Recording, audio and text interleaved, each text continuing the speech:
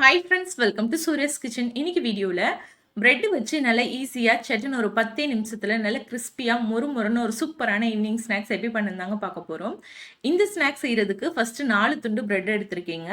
இதை வந்து இந்த மாதிரி நீல வாக்கில் கட் பண்ணி எடுத்துக்கோங்க. நான் வந்து ஸ்வீட் பிரெட் எடுத்திருக்கேன். இதுக்கு பதிலாக உங்கள் வீட்டில் கோதுமை பிரெட் இருந்துச்சுன்னா அதை கூட நீங்கள் எடுத்துக்கலாம். ஒரு பிரெட்டை இந்த மாதிரி 3 துண்டாக கட் பண்ணி எடுத்துக்கிறேன். உங்கள் பிரெட்டுக்கு தகுந்த மாதிரி கட் பண்ணிக்கோங்க. இந்த மாதிரி நீங்கள் சிசர் வச்சு கட் பண்ணும்போது உங்களுக்கு அந்த பிரெட் க்ரம்ஸ்லாம் வேஸ்ட் ஆகாமல் நல்லா நீட்டாக கட் பண்ணி எடுத்துக்கலாம். பாருங்கள், இதே மாதிரி நான் எல்லா பிரெட்டையும் கட் பண்ணி எடுத்துட்டேன். இப்போ இது ஓரமாக இருக்கட்டும். அடுத்ததான் வந்து நான் ஒரு மிக்ஸி ஜாரில் ஒரு 3 பிரெட் துண்டு சேர்த்து நல்லா வந்து பவுடர் பண்ணி எடுத்து வச்சுருக்கேன்.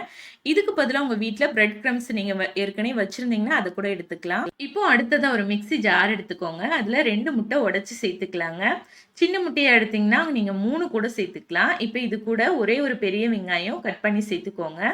இப்போ இதில் 1 டேபிள் ஸ்பூன் அளவுக்கு இஞ்சி பூண்டு விழுது சேர்த்துக்கலாம். நீங்கள் இஞ்சி பூண்டு தனியாக வச்சுருந்தீங்கன்னா தனியாக கூட சேர்த்துக்கலாம்.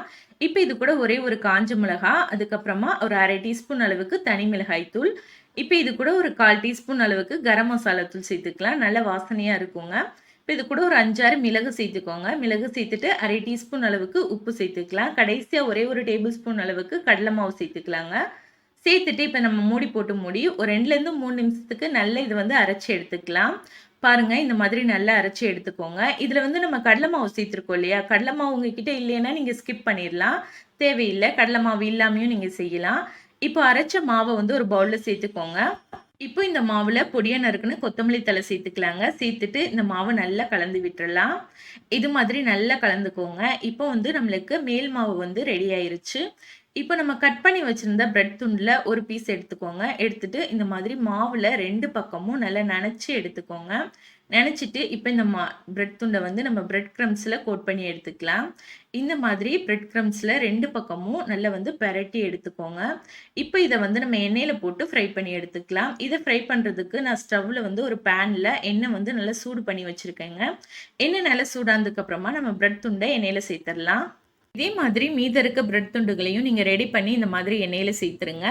சேர்த்துட்டு அடுப்பை வந்து சிம்மில் வச்சுக்கோங்க. சிம்மில் வச்சுட்டு ஒரு 3லேருந்து 4 நிமிஷம் வரைக்கும் இதை நம்ம நல்லா ஃப்ரை பண்ணிக்கலாம். பிரெட் க்ரம்ஸுங்கிறனால உங்களுக்கு சீக்கிரம் வந்து கரிஞ்சு போயிருங்க. அதனால அடுப்பை சிம்மில் வச்சுக்கோங்க. சிம்மில் வச்சிங்கன்னா தான் உள்ள வரைக்கும் நல்லா வந்து ஃப்ரை ஆகி நல்ல மொறுன்னு உங்களுக்கு கிடைக்கும். இப்போ 2 பக்கமும் நல்லா ஃப்ரை ஆனதுக்கப்புறமா நம்ம எடுத்துடலாம். பாருங்கள் எவ்வளோ கிறிஸ்பியாக இருக்குன்னு. ரொம்ப டேஸ்ட்டு சூப்பராக இருக்கும். குழந்தைங்களுக்குலாம் ரொம்ப பிடிக்கும். சட்டுன்னு ஒரு 10 நிமிஷத்தில் நம்ம செஞ்சிடலாம். இதை வந்து நீங்கள் நல்லா சுட சுட கூட வந்து கெச்சப்போட சர்வ் பண்ணிங்கன்னா ரொம்ப சூப்பராக இருக்குங்க.